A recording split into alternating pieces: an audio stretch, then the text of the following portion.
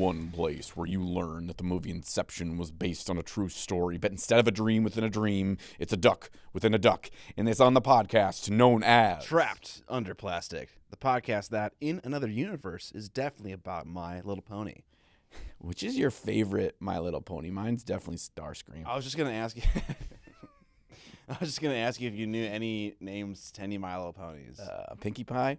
Pinkie Pie. I know. Is Bluey a My Little Pony? No, that's the blue dog. Oh yes, the TV show about the blue cartoon dog. Yeah. Butterfree? Butterfree. No, that's a Pokemon.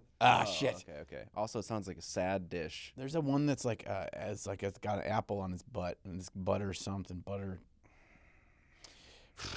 This is not us. We shouldn't be doing this. Rainbow cutie pie. Hey, sounds good enough to me. Listen. I could go for. You know what? I have a life goal. It's like someday somebody calls me Rainbow cutie pie. Yeah. You know, I like that. That'd be someone out of the blue. I'm sure one of the goody peepees could make that dream happen for you. Yeah. If somebody randomly says, just don't know you and just go up and go, hey there, Rainbow cutie pie, and be like, thank you. All right, we're going to talk a little bit about today's sponsor. Scott, who is it? Raid Shadow Legends, the cross-platform turn-based RPG, has a new global event, Alice's Adventure, and we're lucky enough to have them back as a sponsor for this week's episode. We assume you've heard of Raid by now. It's been around the block at this point, but I was actually really surprised by how fun the game really is. There's a really active, vibrant community. There's something for everyone. So whether you like PvP or PvE, you're going to get something out of this game. There's so much content, dozens and dozens of bosses and tower events, and a lot of opportunities to build interesting combinations of champions. Starting on January 8th, players will be able to get their hands on these new heroes for the very first time. Alice the Wanderer, Mad Hatter, Cheshire Cat, Knave of Hearts, and the Queen of Hearts. Alice the Wanderer is a free reward which you can get by logging in 7 separate days between now and March 26th. If you log in 14 different days, you get a 2-star Perfect Soul version of her, though. From January 8th to the 23rd, players can compete in a special Mad Hatter fusion event to earn the necessary resources to fuse Mad Hatter and bring him into your collection. This season, Raid's event dungeon is home to the Queen of Hearts. Fight her missions to claim rewards such as an exclusive pinpoint gear set available from January 8th to March 5th. If you're brand new to Raid, and I recently was, you're going to want to start by just building and leveling up 2 to 3 champions. One of our favorites is Kale, who's a great starter champion with poison, and that can be really valuable, especially in the early game. After that, we cannot recommend highly enough Hai Khatun, who is available after 30 days as a login reward. She is fast, and she kicks ass. And as another added bonus for signing up with our link in the description, you get access to a starter pack with epic Grizzled Jarl from the Dwarves faction. And at level 15, you get another start pack with epic Zargala from the Orcs. Once you sign up, you can join us over in our clan, the Grey Slayers, and you can start playing Raid Shadow Legends right away. It's a great way to support the podcast. The more clicks or scans that you get, the more likely Raid is to want to sponsor us again. You can also use the promo code Monkey King to get access to legendary Sun Wukong. That's only available until February 7th. Thanks again to Raid for sponsoring today's video. Make sure you click on the link in the video description or show notes or the QR code on your screen. I got a surprise for you, Scott. You do? Yeah, I do. I love surprises. Bro, you're going to love this surprise. If it's fucking drugs or if it's something that's going to make me react viscerally, I don't want it. Oh, no, it's not that. Okay. Actually, it is a drug. It's a drug for your brain. I lied. I like that. This comes from good buddy Travis. Travis made famous for doing a backflip at Tup Live at LVO. Yeah, dude. Also at our LVO class, right? Yes, he took our 2-day LVO painting class. He's such a nice dude. He was actually he was instrumental in the inaugural Goody PP's Ninjon Patreon Fantasy Football League this year. And I whooped his monkey ass in the first round of the playoffs. We chat back and forth sometimes, and he sent a little care package to me, which is really nice around the holidays. And he had a little something for both of us to do here live on the recording of this podcast. And that, sir, is to crack some packs, bud. Some booster packs? Some boosties. So he got me some Magic the Gathering, and he got you some Disney's Lorcana. Oh. You get to see if you get all the Snuffleupagus guy and the Harry the elephant and whatever else Disney characters. Very nice. Okay, so this is the character from that one movie with the donkey. No, the prince that turns into an animal and he has like the evil princess. Evil lady. Princess and the Frog. No. Emperor's New Groove. Emperor's New Groove, starring David Spade. Right? I don't fucking know. I got Bloomborough, which is a Magic the Gathering set that's based off of little animals. So it's kind of like the Cinderella, the Magic the Gathering set. Is this where Dan gets all his squirrel cards for his Squirrel Commander deck? Yes, it is. Okay. There's a lot of squirrels in here. I played some Commander this past weekend. Oh, you did? I did, yes. Can you talk about Magic Commander and open a pack at the same time? Magic Commander is a game wherein you have a deck of 60 cards. Yep. Every single card is different. You have a commander that leads your forces. The objective is to eliminate your opponent by reducing their health to 0 or dealing 28 commander damage. 22, 26? 21. 21? Okay, something like that, yeah. 21. It's an odd number. I pulled in my first pack, I pulled a Mythic, which is worth some money. We got Beza the Bounding Spring, which is an elemental elk. Okay. Now, in this... It's a fucking tree, bro. Yeah, in this set, everything is tiny animals, except for there's like a series of these really scary big animals, and they're better because they're big. It's kind of an easy way to win. Straightforward. You're just like, like, oh, no, it's a mouse and a rat and a raccoon. And you're like, I'm a fucking Wolverine. And you're like, oh, you just lose. That's some money right there. That's some money right there. What is this? Okay. Okay. All right. Do you know, is there shinies in that game? There is shinies. Often the last card on the booster is shiny, which I'm sure is the same for that, right? Yep. You can get some shinies too. Yes. I got a card called Energy Blast. Okay, that sounds good. I mean, it seems good. I thought that there was something on here that was indicating the rarity. Oh, it's the symbol on the bottom. That's what it is. Is it like a star for a rare and a circle for a triangle? I honestly cannot remember, but there are different, and they get more differenter the more they get through the pack. This is what we do for a living, folks. More differenter. Okay, so what symbol is what? I don't know. I don't know. Well, the ones in the front where there's a lot of them, all the same Right. symbols should be common. Exactly. What's that? Is that circle? Yes. And then the Circle is the fucking most basic of shapes. I too. know, and you got this crazy like book symbol right there, kinda. Okay, I don't know what the fuck that means. And then you got this triangle boy. Oh, triangle. Who'd you get? You got fucking Tigger? I got Tigger. I got Seeking the Half Crown, fucking Jafar, and then I got Energy Blast. More Jafar goodness. Oh, dude, that's a good good sealed deck pack. You got double Jafar stuff. Little Jafar theme going on. What here? if you gave Tigger Jafar's staff? Is that like sacrilege? Yeah. What about Maid's Springs? Okay. Let's see what I got in my second pack here. I got a lizard. I got a rabbit. I got another rabbit. I got a burb. I got an otter. And, wait for it. You hear that, card fans? Oh, the sound of a booster opening. Damn. Oh. So Travis done me good this time. Did This he? one it's a rare, but it's called the Three Tree City, which is a land, which is the most expensive land in this whole set. Wow. Okay. Cool. And the most expensive regular rare in this whole set. Damn. So I just made like $17 out of these 2 packs from Travis. So Did you actually? yes, yes, kinda these are 2 cool. good packs.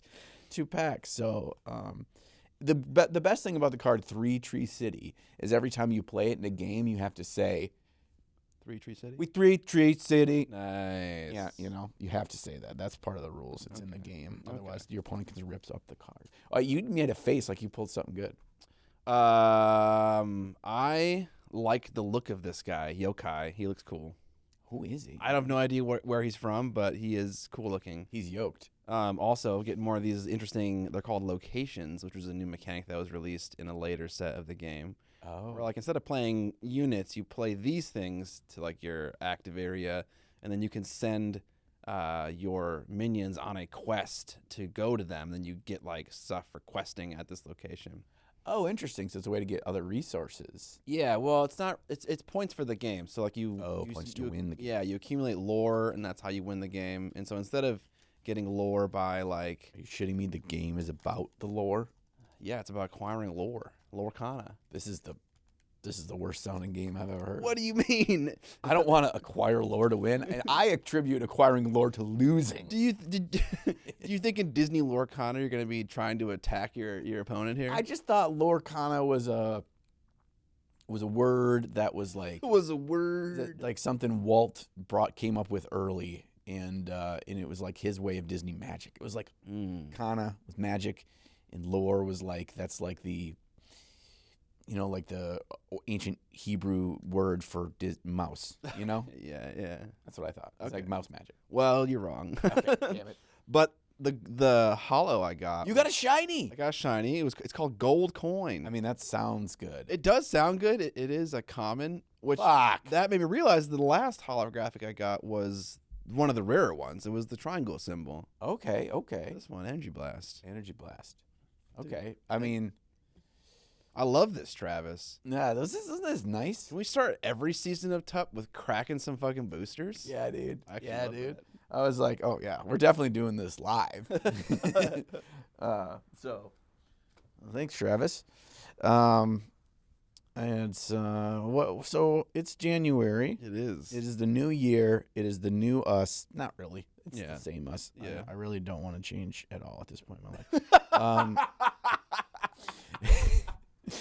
So we what did you do anything? Start of the new year? Absolutely. Let's get into my single item for the Preamble Ramble. I went to the fucking Wisconsin Dells, bro. You been to the Wisconsin Dells? Oh, You yeah. know what the Dells are? I just we had a long weekend there. I think it was the summer or like a year ago we went. Like this time, a year ago. Okay. Yeah. So we went as a group of 30-year-old friends, and I had to kind of get over myself a little bit because I'm like, we're going to the Wisconsin Dells in the middle of winter on a weekend. Like, there's gonna be a million children there, there is. and parents of children. That makes sense. And I'm gonna be like, Grown-ass man. am I gonna be the only adult there without a child? Is that I don't know what to expect. And then I was kind of like, you know what? I'm just going to fucking go in the water park and just go on some sick rides, and I'm not going to care how many little toddlers there are, Did you stay at Great Wolf Lodge? I did, yeah. That's where we stayed, bud. Nice. Yeah, they have some good ones. They have some, like, the real tall water slides. You go up to the far back corner. Oh, dude, Got yeah. big, tall. Are you talking about that fucking one that drops you into a funnel, and then you, kind of Yes. go up? Yeah, dude, that one was actually awesome. It's intense. The first time is Yeah, intense. it is, yeah, You yeah. know? I'm always scared the first time I do a water slide when it's like pitch black in there and you don't know what to expect and you're in complete darkness. Dude, yeah. There's some of those, the orange slides are fully opaque and you can't see what the hell's going on. And so because you can't see, it's going to take like turns and swoop you around and stuff, but you don't know it's coming. No. So you're just like, it just catches you by surprise every time. And, you just try to get out from the pee water at the end from all the people that peed as they went down. Peed recycled water for millennia. For sure. But yeah, so that one you're describing is called the Tornado, and it is a fully vertical drop right in the beginning, and it is a shock when you don't know what's going to happen. But also, unlike a roller coaster wherein you're like fucking seat belted into the gills, you are just white knuckle gripping this fucking raft, and you're like, I'm gonna die. Yeah. Like if you were to let go and crack your head into the side of the water slide, you would fucking die. Like, As long as if they grab you before you drown, that's really the thing. By the time you come out, there's probably not enough water in the slide for you to drown actively as you are knocked unconscious and flowing down like a fucking pool noodle. sure, yeah. Once you get to the bottom, like bloosh, and you just don't come up. Yeah. I think they usually have a couple people there. Although they didn't look But at real. that point, I'm already like mentally disabled, man. That's a problem. Yeah, your spine is just shattered. Or that. I can't use my fucking legs. Yeah. But yeah, so there's a bit of fear element going on here. But it was fun. I went on that 3 fucking times, and there are a few others that I went on a couple times. And there's an adult hot tub, so I don't gotta sit with all the nasty, smelly kids. No, I'm just kidding. But that was nice too. Adults only. But They have a lot of like. Oh, you play a lot of board games? Play a lot of board games. Spend the majority of our time probably playing board games. So that also kind of felt weird. It's like, why don't we just go to a place where it's like more comfortable to play board games?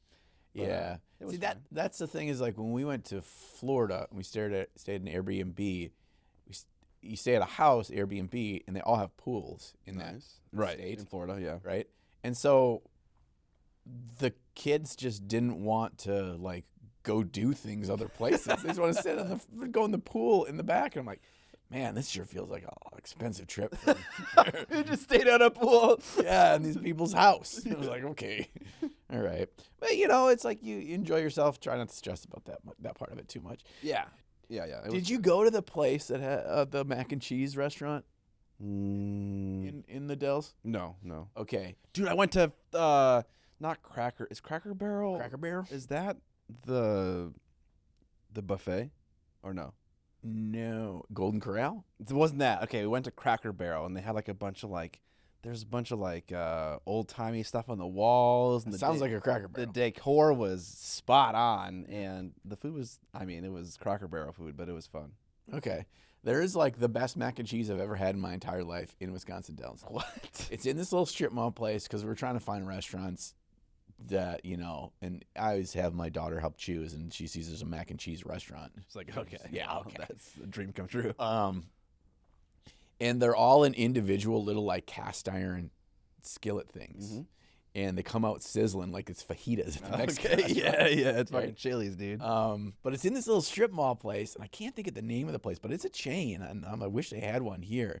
But it's Is it called Max? it could be. Okay. It could be. But then you have all different kinds. I got like the piggy pie one that had like ham and bacon and then like a cracker or pork rind crust or some shit on it. It was just to die for. It was so fucking good. And I'm sure just terrible for you. Yeah. It sounds awesome, though. I think we saw a restaurant like that like every single dish was some kind of version of mac and cheese. Yes. That's what it is? Okay, yeah. You go in there and it's set up kind of like a fucking Panera. Okay, great. And there's a bazillion little kids in there. We played a lot of board games as well. We played a game called Black Orchestra where you are, it's basically like Pandemic. You ever play Pandemic? Mm-hmm.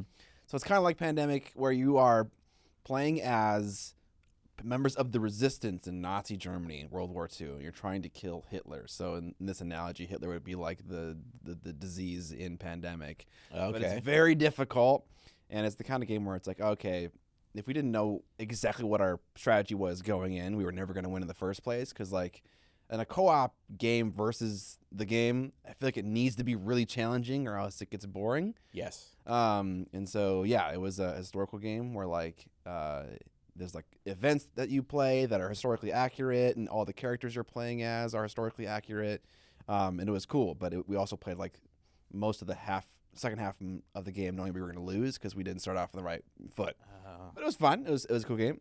I played a game called Hurt Party, which is kind of like apples to apples, but basically you're like, there's an event that occurs, and everyone has to put in what they think is like the worst apology ever, like, oh, sorry for being a baby, like, or whatever, sorry that you're a baby, something like that. Played more of that Thunder Road game where like you have like a crew, you're trying to race to the end of the track and kill the opponents, and then some other smaller games. But yeah, I played a few. Wow. Thunder Road. I mean, you're balls deep in Thunder Road at this point. I am balls deep, dude. That game rules. I'm enjoying the universe. It's fun. Can you like customize or make your own game pieces for that game, or are they like tiny, like looking like little Monopoly fucking thimble shit? Not really. Like they're you could definitely paint these little plastic cars, but you can't like change out your crew and stuff like that. That's what Gaslands is for if you want to get into that kind of shit. So like are they tiny? They're like an inch and a half long or something. Your little Probably game even piece? smaller, honestly. Maybe Sounds to me like you could make your own with micro machines. Have you heard of micro machines? No. Oh man, well you're not a kid of the 80s and 90s, so they were there before your time. So micro machines were Hot Wheels, made by Hot Wheels. Okay. And they're fucking tiny. They're like they can sit on a quarter. Okay. So that to give you a scale. Like if you had a little globe pulled over a quarter, they would sit inside of that thing. All of the micro machines would? Just one. Okay. Just one. So they're tiny. Okay. So they're probably a little bit bigger scale than like the teeny tank game by Games Workshop, the Legions Imperialis. So they're not that small, but they're pretty small. But that sounds like the perfect thing. And they made a bazillion of them back in the day. And I remember as a kid they were so goddamn expensive. It's like you'd get a pack and they'd have 4 of them.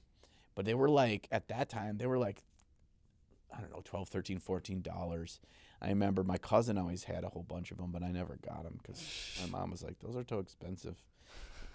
I'm like, you're probably right, Mom. Well, What do I know? What do I know? What do I know about value, toy value, really? So I never really had them, but I had a couple, but you know. Okay. Anyway, this is a great story. I love where this is going. Yeah. Me and Dan went back to that game store. Speaking of Gaslands and trying to find little bits to convert a Gaslands Hot Wheel, we went back to that crazy store in St. Paul. Oh no. And there is a whole locked cabinet of like extra conversion bits. So like, I don't know if you watch a lot of model kit YouTube, but a lot of times when people are serious into that stuff, they'll buy like an extra kit to go along with their model that has like a lot of photo etched brass parts and metal cast stuff, and like gun barrels that are made out of metal as opposed to the plastic ones that are like hollow and have like really thin walls and stuff like that. It's like upgrade packs essentially. Oh. And so there was a whole cabinet of just like a million different upgrade packs for just random stuff, which is basically like bit heaven. It's like there was like a little bit in there for like the microphone for a helicopter man's helmet, and I was What? like just like the tiniest things, and like they're so detailed, the photo etched parts you could get, and I would love to kind of just like crack that case open and just like kind of grab a few of these like little parts to just use for random. Why was it behind it? Why was it behind a glass case? Was it all expensive, or is it just like people? This is the shit people would steal. Yeah, I mean, yeah, because it's kind of like small little envelopes, like in baggies with like a sheet of photo etched brass, and so it's like really thin and maybe easy to steal. And I don't know, maybe it's expensive, but They didn't have prices on these things. Not that I can remember. Maybe like $20 for like the most expensive like little sheet of tiny parts.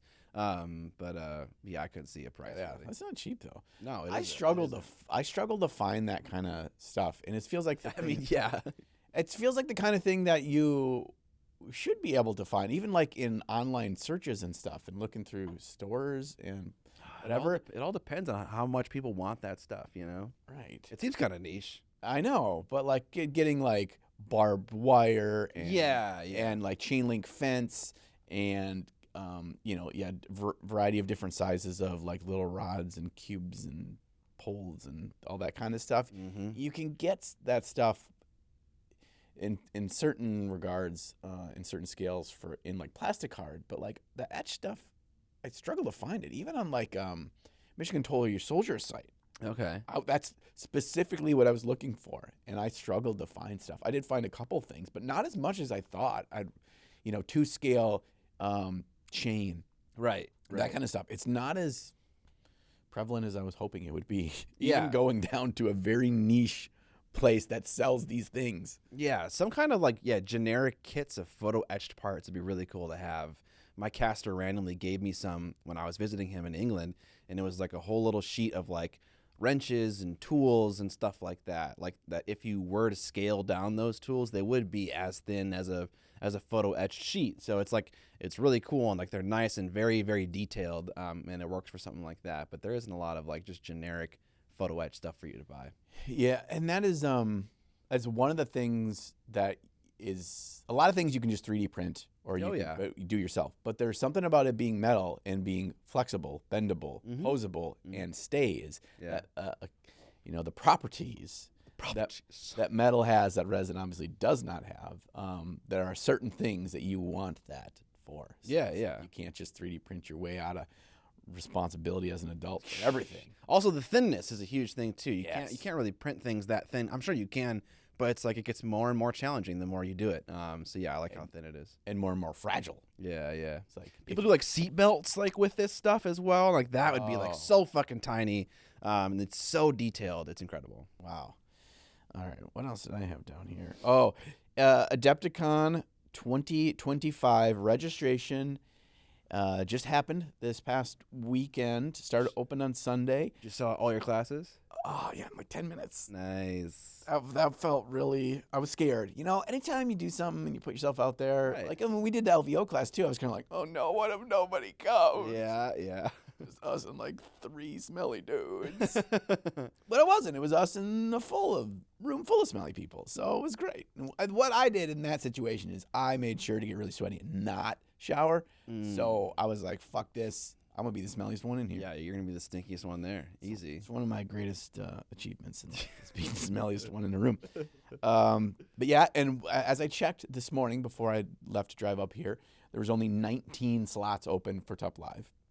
Out of how many? I think it was 200. Okay, well, you heard the man.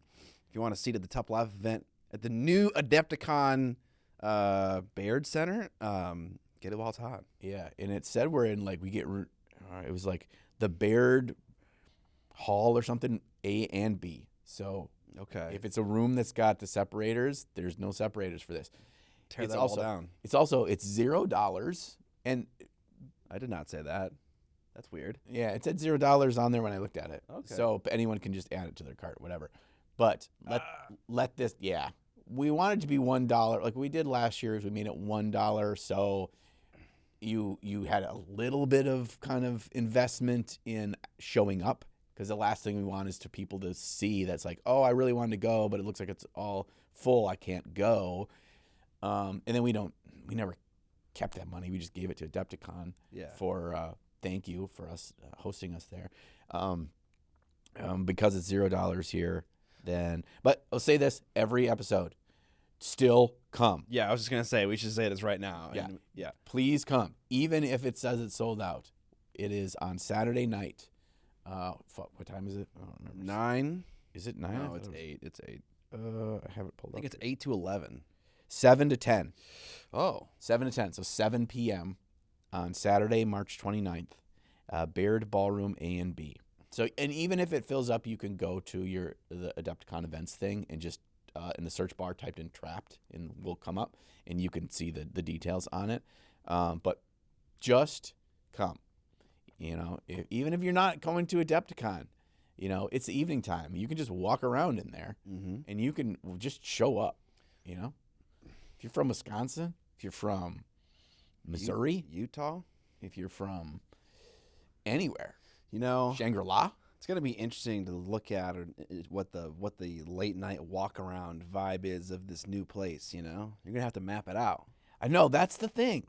We were really we knew that the Schaumburg Event Center was bursting at the seams, and there was things that was it was rough, that it wasn't all. They had to push all the historicals to a different location across the interstate and stuff. Yeah. That was, and it still felt way too busy a lot of times. So the sheer amount of space. So I'm glad that it's moved and it's in a bigger spot and it's a place that it can even grow more. But we were so comfy. We knew everything was. We knew where to go. We knew where it's okay, we're gonna go play Commander tonight at the secret hall, and everyone knew what the secret hallway was. And you just kind of figured it out, and it's you'd be oh yeah, there's the secret Mordheim area behind the corner and shit. You're gonna have to refine that shit. Yeah, you're gonna have to refine where are the crevasses. Yeah. To hide things. To sit in your own little groups and stuff. Actually, maybe this is a good thing. Maybe because it's new and fresh, now it's time to stake some claims. Right. Yeah. It's you have to find the undiscovered country. Yeah. We need a Tup flag that we just plant to be we This- claim this land. This is the commander hallway. It's you just claim it for all the future years. Yeah. This is just England back in the day. They just Yeah. go around Just like England. Just like England, they just go around to places where people lived for generations, for thousands of years, and they just put their flag there and be like, "This is ours now." Yeah. This was yours. She's like, This is mine. "India, give us all your relics." Your relics. We'll put them in our museums. Back in England, of course. So yeah, I think we should just claim it for Mother Tup. Yeah. And we'll take all the relics. This is a great idea. So yeah, Adepticon is coming up soon. Of course, they had all the websites of giant pile of garbage, and people were stuck at trying to register and trying to get classes. The frustrating endeavor. Forever. Yep, crashes and just stuck at the registration screen. Did people message you asking if they were if there were any more seats for your class, or they were sad that they missed the opportunity to sign up? I had a couple patrons that were bummed out because they got stuck in there and then they ended up not getting in the class. So that sucks. How many classes are you doing? 2. What are the topics? It's the same topic both times. Because Okay. I just wanted I want to. I want to be able to serve as many people rather than a person that can click in fastest and gets both, kind of a thing. Does that make sense? Yeah, definitely. Just so I can reach like 45 unique people or however many, it was 48 or something like that, instead of 24 twice. Yeah, getting the same people a couple times. Right. Yeah. And I'm really excited to teach this class. So I'd like to do it multiple times and then see how it evolves naturally and see how it changes from class to class and work within the personalities and the skill level and the experience level for each student. So it's called Paint Hard, Paint Fast, No Mercy. A lot of people will be like, and people posted on the Tough Facebook group like, what is this class about? In the description, it does explain it. Of course. Yeah, I mean, generally, because I'm going to only do 3 sentences. If I do like 6 paragraphs, I'm like, no one's going to read that anyway. So it's just about using powerful colors in undercoats and achieving a really striking mini quickly. And what you learn in this process can actually evolve with you if you want to take more time, or if you want to knock out a whole unit, in a couple nights, or if you want to paint something to a really high level, it will grow with you. But it's understanding the foundations of this, and it's actually it's constantly kind of an evolving thing as I'm learning more and as I am approaching this from different ways, kind of the way that I've evolved it over the last couple of years. And it like kind of links in directly to what we painted, which we'll talk about later, which is kind of a new form of that for me. So it's just about getting people understanding color and the use of thick paint and thin paint and how we use that. So Okay. That sounds cool. yeah, I'm excited. It's going to be fun. And the wonderful folks at Steamforged Games are supplying me with the models. So From their close encounters boxes, or what are you getting? Guild Ball models? You painting Guild Ball models, bro? Guild Ball models are so small. This is from Warma Hordes, I think. It's a fantasy model. They basically said, they reached out and they're like, oh gosh, they're like, oh, you're doing stuff. We'd love to supply you with models. I'm like, oh, that would be really nice. And like, look through our entire website, pick whatever you want.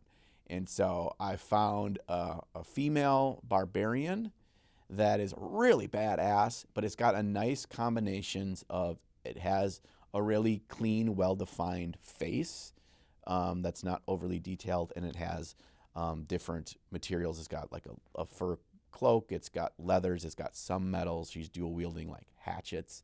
And it's a nice open pose. Cool. So it's a really good model to teach with. So Does it need to be assembled? Needs to be assembled? no, but I'm having them mail them all to me, so I'm gonna get them all just the initial prime, Zenithal prime done, just so the paint will stick well to the models. But really, the prime is not really important in this painting process. So. Right. Okay. Well, that's good, honestly, because assembling 40 models is like no joke. Like, it takes some time. Oh shit. Yeah, that is a legitimate concern. Because I was thinking about supplying stuff and actually talking with other teachers and stuff, and they're like, Sam is a great example of this. Sam Lenz, where he's just like, yeah, I sat down Saturday afternoon and cranked out building and basing like 40 models for a class and stuff. And it's like, it's an entire work day. Yeah. Minimum. To prep everything for a class. And like, that's a lot of time. So it's still going to take me time to prime everything, but at least I don't have to fucking put it together. Yeah. I felt that when when I was preparing for our LVO class. It's like, normally you never assemble more than one display model, but I assembled fucking 20 Duchesses in a row. And I'm like, no one does this ever. This is weird. Yeah, and I'm sure it got quite daunting and monotonous. You got used to it. Yeah, there was a rhythm that was developing for sure. Yeah, you figured out the points that you were doing. Yep, this spot needs to need a little sand here, or shave off this little part. Yeah, you got to know your model on a more personal level than ever before. Yeah, very true. Very fucking true. The last thing I wanted to talk about, tie this into Adepticon, was that went live at noon, and actually I had kind of completely spaced about it, and I didn't even think to check to sign up for Adepticon until that evening when we were at our D&D session, because Joshy and Drew both mentioned it. I'm like, oh shit, I better go sign up. One cool thing I totally didn't even realize is you get your Adepticon badge paid for if you're a teacher. Nice. And the price went up. I don't remember what it used to be. It was $65. That is definitely higher. Yeah. Josh thought it was like $35 last year. I'm like, wow, that's a big jump if that's the case. Yeah. But Did anyway, it cost more? It cost The more. new venue? Yeah. I did still pay the extra $12 to get it shipped to me beforehand because that is worth it. I don't want to stand in line for an hour and a half to get my badge. Yeah. Time is of the essence. But I didn't think of that at noon when it went live because over the weekend I had a doctor reach out to me who's actually a fan of both of our channels. Nice. He's a resident. He's a younger guy, and I got to spend some time with him. Really cool dude. Doesn't get much time to play. Obviously, he's a resident. He's got a 1-year-old and a 3-year-old. He's got young kids, and he's a doctor. He doesn't have time to play, but he really uses miniature painting to like de-stress and to kind of center himself when the kids are to bed and stuff at night. And he reached out to me because he's like, I have a patient, a pediatrics patient, and he's in a very serious, difficult diagnosis, and he's been here for multiple weeks at the hospital, and he is a big fan, a big Warhammer fan, a big miniature painter, and he thought, I just wanted to see if there's any chance that he'd come out and spend some time with him. So I did that on Sunday, and I ended up spending almost 2 hours with Sam is the name of the boy, and he's 15 years old and his parents, and it was an awesome day. So. Yeah, that's good, man. I'm glad you got to do that. Yeah, it was pretty. It was kind of puts everything in perspective. But like he just lit up and he just wanted to talk about. He painted, and I brought him a bunch of goodies. I brought him more Warhammer kits than he's ever gonna be able to paint. He even does like commission work with for other his older brother's friends and stuff, and like he's already an entrepreneur. He does like repaints of Legos too for like whatnot streamers and stuff. So he's like already turned this into his own like business, and he's like, yeah, I do this and I make money and I get to paint and I get to buy the things that I want for me. I'm like, yeah, that's the way to do it, bud. And he's been away from home. He lives a couple states away. So he hasn't been able to like do any of his stuff with his Warhammer and painting and stuff. So I hooked him up with everything he needed. So he's now able to paint in the hospital when he feels up to it. So he's all set. So that's awesome. Honestly, but yeah. that kind of thing really makes like just everything kind of fade to the background. Yeah, it's like, okay, yeah, you get mean comments, it doesn't matter because like right. you get to impact something in that way. It just feels amazing. Yeah, it's a reminder that like the stuff that we do is we're sitting in our own studio hobby space working mostly by ourselves, painting stuff that goes out to the world that you don't. It's sometimes hard to grasp any kind of impact or positive change because we're human, so we gravitate towards seeing the negative comments or the nastiness in the world and that kind of thing, and that just sticks with you longer. And the good things, the good comments, the wonderful patrons and support that we get, that goes such a long ways. And this was just kind of like that on crack. Like Right. It was just like, okay, this is pretty awesome. So well, that's awesome, man. I'm glad you were able to do that for that kid. That's really cool. Yeah, it was a really kind of a memorable point in my life for sure. All right, we're getting into it. Oh, right, we're talking about what we painted. Okay. Scott, I noticed yours doesn't have anything listed. Yeah, you're going to have to carry me in this section. I've been taking a little siesta from painting minis right now. I've been watching movies and playing games and just in general being a lazy slob. And sliding down water slides. Yes. Sliding down and eating at the buffet at the Cracker Barrel. Ooh. Oh, man. Did they have a sneeze guard in the salad bar? Oh, is that what that thing is for? Yeah, it's a sneeze guard, dude. Is it actually called a sneeze guard? Yes. I love that. Yeah. There was no sneeze guard. It was fucking... Just like an open-air market. Yeah. Well, and you did release a video this week, but it wasn't centered around painting. It's centered around your painting setup for streaming and all that, and gaming and all that shit, right? Yeah, that was an interesting video to make because Black Magic, the company that sent me the capture cards for that setup, had been talking to me for a very long time, for over a year, about making specifically that video. And I just kind of was pushing it off because it just wasn't like a thing I was necessarily passionate about making at the time. But in January, I'm chilling. It's an easy video to make. It's like one of those videos where you have all the information in your head already, and you can just write a script, just write like right there in front of the camera. And so it took 2 days to make, and it was simple and probably not super successful. I don't know. I haven't looked at it because I know it's going to be bad, and I don't want to be depressed. But I know it's the kind of video that helps a lot of people start their own kind of content creation journey. And so I like to be part of that kind of like movement to help people to make their own channel or live stream. Yeah, and it's kind of evergreen too. So it may not like shoot through the roof in like the first week or month or whatever, but like it's gonna always be chugging because there's always people that are interested, and it applies to not just miniature painting too, and the stuff that you go through there. I gotta imagine it's cool to just like feel like you've got free reign to the whole studio for different locations for shots in doing with the script, because that's part of the story you're telling. Although that is probably extra work. It's like, I gotta move all this shit over here, and then I gotta blah blah blah blah blah blah, and I gotta move all this shit over here, and then blah blah blah blah blah. Yeah, but it wasn't too bad. It took some cleanup to make it look like not a total mess. But otherwise, yeah, it was pretty straightforward. Yeah, I feel you there. But I did paint something. Nice. I actually am in the midst of, for my next video, I'll start with the most recent stuff, then we'll talk about my Death Rider.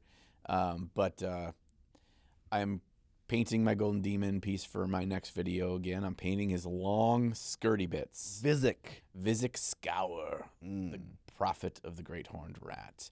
And he's got this long skirt, goes from his waist all the way down, and he's a big model, so it's probably, I don't know, 4 or 5 inches long, and it goes obviously all the way around him and stuff. And how I'm trying to build realistic texture and depth of color through that is a interesting endeavor, and it takes so fucking long because it's so big. And when you've got it, you're doing a lot of like micro textures with a brush over everything to build volumes and build highlights and stuff. And then you go back over and you add tints and you add glazes and you build in different interests of color, because otherwise it's a big boring mess, and then redo that over and over again. So it's a lot of back and forth, but I'm really happy with where it's going. Once again started with my big fat brush wet blend to put in some interesting colors, and then we desaturate it as kind of like old dry cloth gets kind of like whiter and whiter in areas where it's most worn and where the light's hitting it. You can see that most of the thread dyes have been faded over time. And so trying to deal with that is an interesting thing. Yeah, question about that. Yeah. That texture. At what point are you introducing the texture? So obviously you start with the wet blend to get some of your volumes in place, but then at what point are you like, okay, now I'm going to start stippling. Now I'm going to start adding little scratches. Is it something you start early on or later on? Immediately after the wet blend. Okay. And so what I do is I took my paints that I would use, the color mixes that I would usually use to build up the volumes more and to build the light different places. And instead of making all of those, like blocking them out or making smooth blends or even just layering, the brush is just kind of dancing across the model. There's dots, there's like wavy lines. It's almost like I felt like I was a conductor. Like how I was using the brush was how you're like moving. Like I'm trying to take all sense of, what's the term? I'm trying to just infuse it with chaos. So nothing is expected. Nothing is like consistent across. But you're doing that while you're keeping in mind how much of that will be in different areas and what color will change for that highlight color as you move around.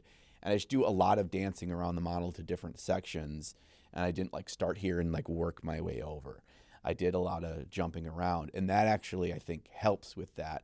And I'm using quite thin paint with that. It's like a heavy glaze consistency. So in order for these textures to feel organic, they can't be stark jumps. It needs to feel like there's actually depth to the texture. And in order to do that, that is multiple passes, even with the same paint color and consistency, to build that up and as it fades down, as it dries, and then going back through. And I'm just starting the process this afternoon when I get home on starting to put in more of the glazes and color changes and color depths in different areas, because it is kind of like, it's like his whole skirt is a patchwork where they're all kind of like different sections of it. It's got like a little quilt. He's gonna have like a little patch with like a little mouse on it, and then his like favorite like great horned rat on the other patch. Yeah. There's actually, at first I'm like, oh, this is a big kind of like almost boring area of the model because it's so big and there's not a lot. But once I got in there and start painting, and you're working with texture, and you see all the folds and all the holes and all these connective parts, and where like his tail is peeking through and all this, I'm like, this actually isn't boring.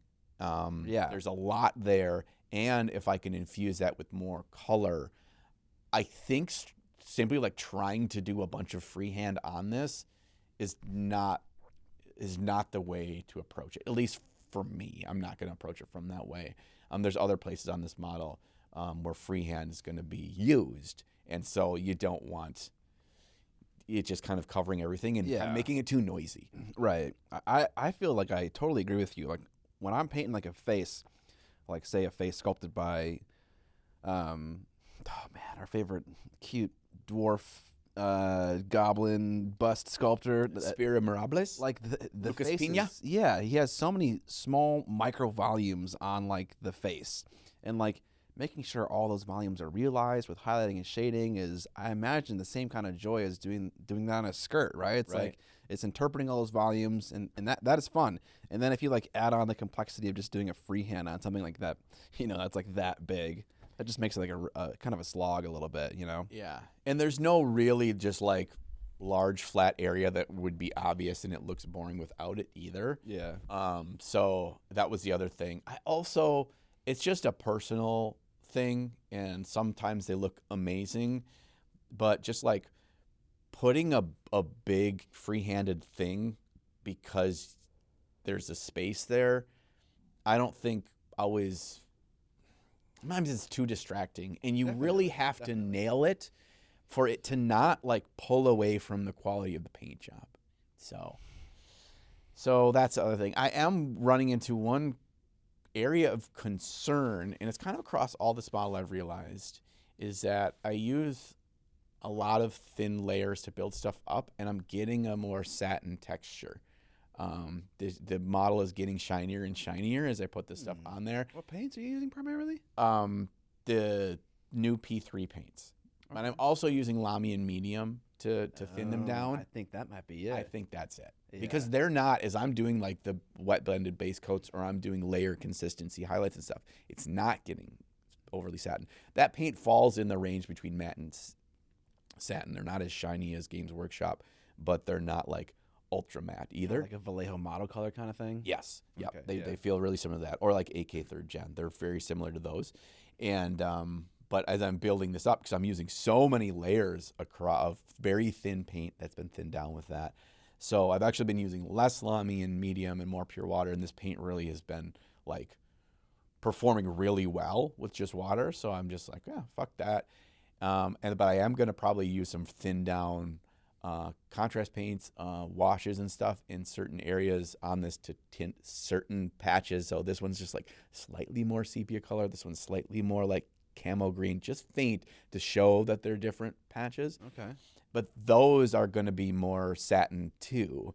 So I'm going to come to a point, and I'm probably going to need to ask the wizard chat, of which you are a part, for feedback on that. I'm probably going to have to like take video and kind of like rotate it and let you guys see. Do you think like a single thinned coat of matte varnish over the whole thing? Because the thing is super saturated and vibrant, the paint job is, and that's what scares me. Like, is it too much? I don't think it's too saturated. I think this Games Workshop, those motherfuckers just love bright colors. Right. So I don't want to pull that away. I don't want to like just dull it down. So that's the fear in choosing to do that. I feel like you could choose what to do with that later in the paint job. Yes, I am delaying that decision. Yeah, and I think you'll have more information to be able to answer that question more effectively later on, anyways. Yep. Right? Because I mean, even Ben would say you could definitely use that as an element to draw contrast to certain things. Like maybe the skin is more satin and the cloth is more matte. Oh, And then you could do something like that. But yeah, definitely later on, like you've already discovered. It's a future problem. The other thing I painted for my last video was this new Deathcore Krieg model. This is a Death Rider. Funny enough, this is like the leader model of the unit. He's got holding the flag up, or the flag bearer, whatever. Funny enough, Trevarian painted that same model. It's in this huge box, like the big army box, and we somehow painted the same model. Like the videos came out like the same time. Oh, with the same paint set? With the same paint set. Oh, okay. Yeah, with the same. We both used the new John Blanche Army Painter set. It's actually 2 sets. And they don't look anything alike. Which is really cool. Yeah. Which is really cool they did this. But yeah, this was a lot of because I sent you guys a picture of like the first step of the just kind of wet blended, placing the colors. But I didn't do the all over thing like I usually do, where it's like, well, I start at like a purple at the bottom and then I wet blend up to like a magenta and then up to more of a orangish red at the top. I did more section by section. I did almost like a blended base coat of colors, of interesting colors in strange places. And I kept the horse separate from the base, and then the rider and his stuff separate from the horse. But other than that, I just was like, I didn't care if I slopped over. I wasn't trying to be exact or anything. And then I just did layering over the top of that with more fun colors, and not just adding more off-white to build up the highlights. I added more of the different colors. I added some of the vibrant colors in the set in interesting spots. I kept the back side more cold, the front side more warm, and then tried to build up where there's like this weird, bright, warm colors to the key parts of the model to draw your eye there, to look more like they're like an explosion is happening in the battlefield, or some unknown source of warm light. Or something. Yeah, definitely. I feel that warmth for sure. What do you think of the paint? Like not the paint necessarily, but the options of colors. Like, how do you feel about them? Any standouts? Yes, there are standouts. The things that I actually found myself really enjoying was because John Blanche is so well known for all his warm tones, his reds, his oranges, his sepias, his yellows, that kind of thing, and terracottas. Those are all included in the set, but actually the colors that are the cold colors that are used kind of as like supporting cast colors really bring this level of depth and really pull the schemes together. Like there's that it's like a desaturated minty green. That one is really a banger. And there's a blue that's kind of like a dark sea blue, but it's a little bit more blue than green. And that adds a little really interesting depth there. There's a berry color, which is kind of like a deeper burgundy, to add some more depth of warmth as well. So those ones really, but the fiery vermilion, which is the red in the set, is the best red in the entire Army Painter range. It is so goddamn good. It is so punch you in the mouth, a bright red. So yeah, those are my favorites. Nice. So it was just, that was so much fun. I just really enjoyed that. And that was probably 8 hours to paint that. Maybe. Why do you think you enjoyed it? Because I didn't have all the stress of decision making and color scheme. It was just like anything that's in this set. Part of it was like analyzing the set as a color scheme almost, right? Yeah, as a color scheme, and were every color in there, did they have a place? Did they have value? Did they fit? Did they work? Or was there any bloat? Okay. And I didn't, at the end of it, I really didn't feel like there was any bloat. Did you end up using all the paints? All 20 colors in both of those sets was used in that model. You used 40 paints? No, 20 total. Okay. There's 10 in each set. Okay. So there's 20 paints. There's no black and there's no pure white. So there's no pure black used on that model, and there's no pure white used on that model. Okay. So that was really kind of a fun experience too. It was just like knowing that, like, oh, I get to, like, yeah, there's this weird like deep saturated olive green. Let me try that. That's kind of weird. So if you look at like the underside of the rib cage on the front side versus the underside of the rib cage on the back side of the horse. So trying to do the more of a magenta and red on the front side to kind of give you a depth of that form. And then the back side, I use that rich green for the same purpose. And I was like, oh, I would not have guessed that some of these colors would work harmoniously. And it was just, I had all these moments of like, oh, wow, that's really interesting. That really works. Okay, that's kind of cool. And I put all the colors out on my palette. I just made a drop of every color. And then I would just turn to the palette and I'd be like, oh, yeah, that's interesting. I haven't used much of that terracotta yet. Let me mix in a little bit of yellow. And then I'd look to the model. Where's a cool spot to put it? So it wasn't about making the decision of what to paint what first and then grab the paint. It was to grab the paint and then find a fun place to put it. Not normal, but no, interesting change. Yeah, and that really made it feel fresh. And I had the reinforcement once I got some comfortability with the set that I felt like every color would work. Once I kind of realized that they did harmonize well together, even though it didn't feel like they always would. It worked really, really well. Right, yeah. It's kind of like a series of videos that Goobertown kind of comes back to every now and then called I think it's called something roulette, where you like has a set of random colors and tries to make it work. This is not random. This is designed to look like a certain artist's style, but still, for someone who doesn't, paint or do art in John Blanche's style, it's going to feel, a little bit different, a little bit random. And so you're just figuring out like what works, what color combinations work, what you can highlight with what color and stuff like that. And you just discover things along the way. Yeah, it was really fun. It was one of the most fun times I've had painting in recent memory. So Wow. It was really, really, really cool. And sometimes you have that little bit of like that refresher when you just really are happy with how something went, regardless of the final outcome. Because I wasn't really sure, because it is kind of a weird hodgepodge, but it somehow kind of comes together a bit at the end. I came to a realization, and I put it in the video at the end, and I'll say it again here. It makes me wish more sets like this of like color scheme in a box existed, like a product, or like the manufacturers would be like, okay, here's 10 colors from our range that work really harmoniously, and it's not all obvious things. That it's a product that it takes the color choice out of your equation, and you can just have fun and grow learning how the paints work, how they work together, focus on technique, focus on other things, focus on light, focus on how the colors could play off each other and that kind of thing. When you take the decision making out and just focus on that, I think would be a really valuable thing. And then as soon as I thought of that, I'm like, oh, I bet companies are going to start doing that, especially if this set sells well. Yeah, if you put that out in the universe especially, I think it's going to happen for sure. Yeah, it needs to. They need more ideas for boxes anyways. Yeah, they need new ways to repackage the products that they already have. I mean, that's a thing with with marketing and capitalism. You got to find a way to retool instead of having to always make and innovate. Right, yeah. And it's helpful for people who struggle making their own paint schemes, It's just like, have a picture of an example of like the idea maybe executed in 3 different ways with your little box of paints, and then people don't gotta think too much, but they can feel like they have more of a unique toy. Right.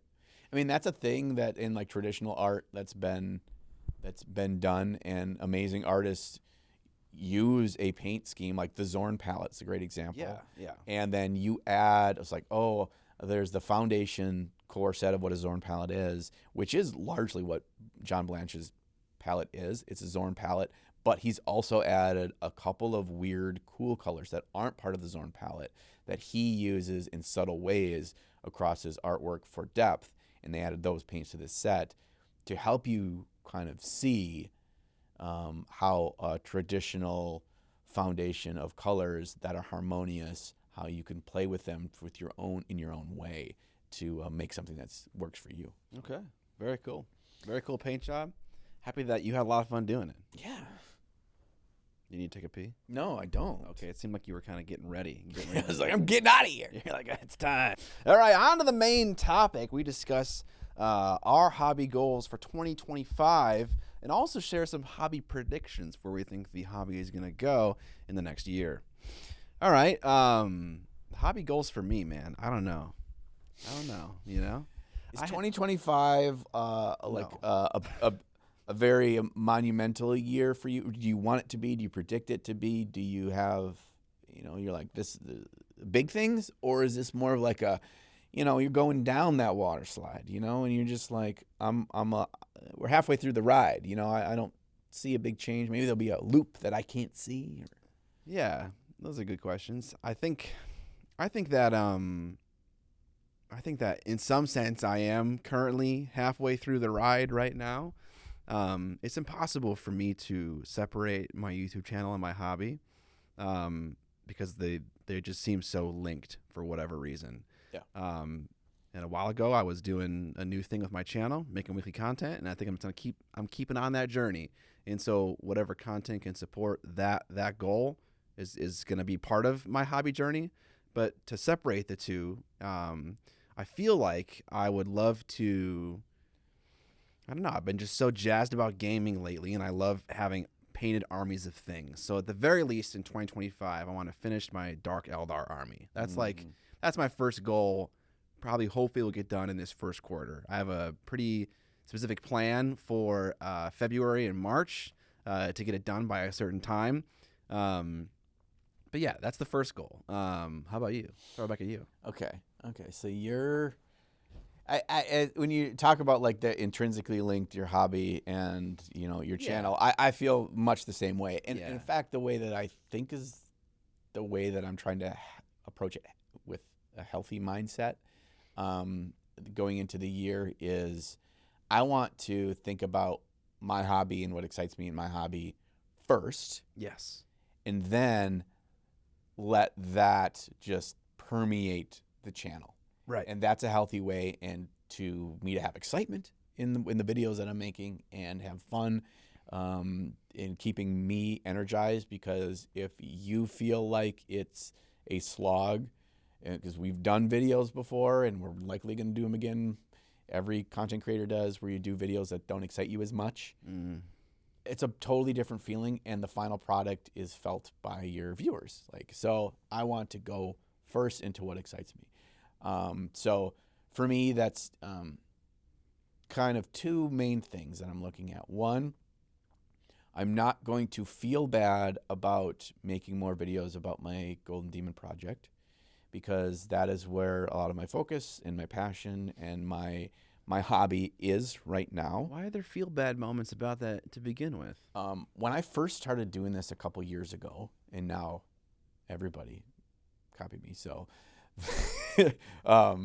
when I first started doing that, I felt bad because I wasn't telling a full story in a video, and I also, undoubtedly in this, I'm not telling you the full every step of the story when it's a multi-series thing. I'm not painting everything on there. No. And so I just feel like, I'm not giving you guys the full, well-rounded, beautiful story arc from start to finish, and you get to experience it all. So it felt like I was selling the audience short. But I have to get over that because, one, it's not really possible. And they don't want that. Yeah, and two, it's probably not exciting for it to happen that way, right? You don't actually want to see all the nitty gritty and blah blah blah and all the tiny details and me painting every strap and me painting every tiny little rat that's hanging around on this guy. There probably will be a video where I'm painting a bunch of little rats. Yeah. But that was just early on in the process where I was like, okay, I made like 3 videos. The first year was the very first year at Adepticon that they did Golden Demon, where I did the Dark Eldar one. That was the very first one, and I did just a video on my experience, my Golden Demon experience. I didn't have any videos on the painting. The second year with the Vampire diorama, there was multiple videos there, and they didn't perform extremely well, but they didn't perform poorly. They were kind of right in the middle. And that gave me enough of a reinforcement that it wasn't a waste of time. Mm-hmm. And then last year, they performed better. The videos overall, the series performed better. And then this year, the 2 videos thus far have performed even better. So I'm like, okay, I'm getting some positive loop feedback on this, and that people are enjoying that, and the fact that other creators are sharing some of their journey of Golden Demon as well kind of reinforces to me that this is, some value. Outside of that, outside of Golden Demon painting, I am not currently super excited about having full forces of things, but I am interested in diversifying the different model ranges or different factions specifically within Games Workshop, but as well as certain other models that I haven't painted that are really excite me from other games that I've never painted before. And so I want to expand my catalog of yes, I have painted a town now, or yes, I have painted a Chaos Space Marine now, or yes, I have painted an Orc now. I want to check more boxes. I want to not look at a faction in Age of Sigmar or 40K and say, well, I've never painted one of those. I want to check more of those boxes. I want to diversify the different styles and different kinds of models and games outside of Games Workshop that excite me specifically that I have not experienced yet, and check more of those boxes in 2025. That's, I think, kind of my overarching gonna fuel me and be a goal for me. I had never painted a Deathcore Krieg model before, and now I can check that box, and it feels good. And I learned some interesting things about the models, and I actually feel like I understand the details and their choices in sculpting and the design elements that make that faction what it is really interesting. That just looking at it as opposed to painting it, you don't quite have as in-depth of experience. I didn't really appreciate or understand the design choice of the helmet of the Krieg models and how it is that World War II German style shape of a helmet. Yeah, he's got a crest on his. They don't all have that.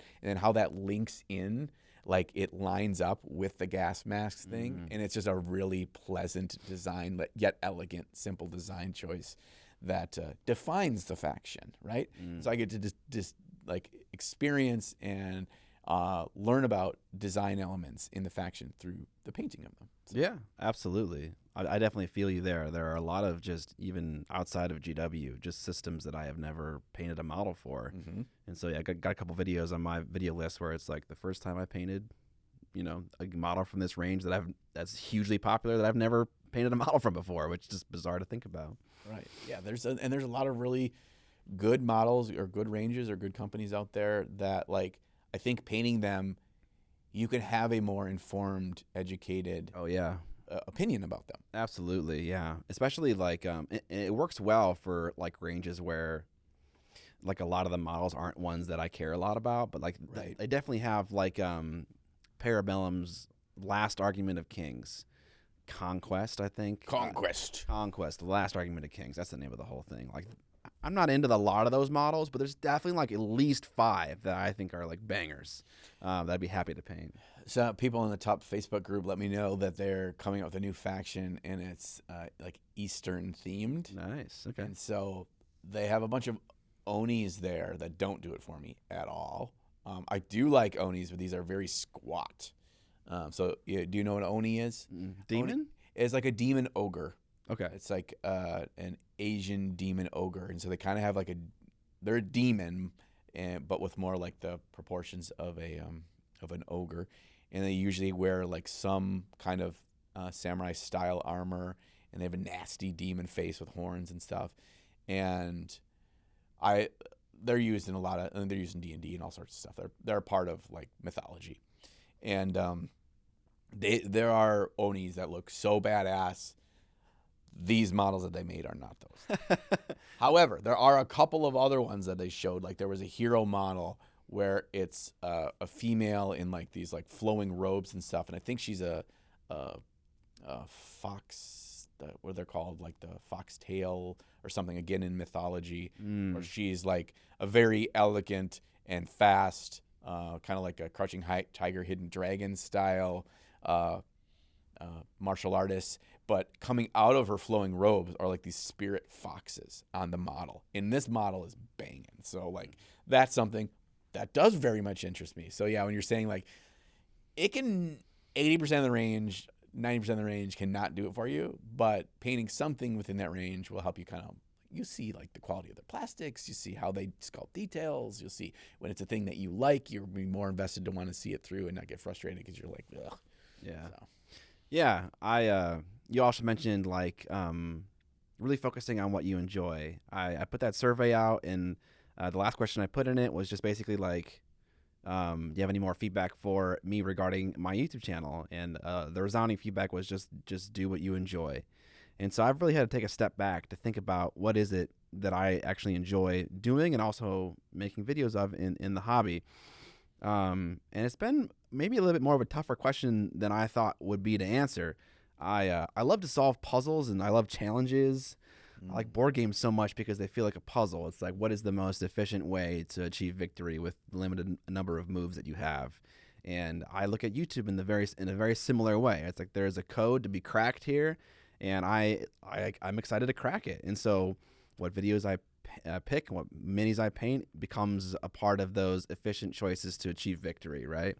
And so, but that's not asking the same question of what do I enjoy, what do I want to make models about, what am I passionate about.